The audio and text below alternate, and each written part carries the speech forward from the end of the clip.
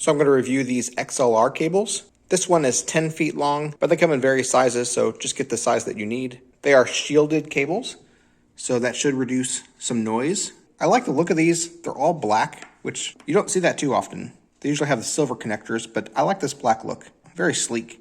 Of course, they have the 3-pin connector. One side is the male side, and one side is the female side. I think it works great. Let's go hook it back up, and I'll show you how it works. So I'm going to use this cable to hook up this wireless mic system to our soundboard right there. So obviously I want to put the female connector in there. Just like that. And as you can hear, it kind of locks in perfectly. And I'll take the male in and plug it into the soundboard. Perfect. And just to show that it does in fact work, this is the mic that I hooked up. And if I talk into it, you can definitely tell that it's working. So yeah, it works great, looks great, shields out the noise. I recommend it. There's a link in the description. If you order through that, I get a small commission. I would greatly appreciate it.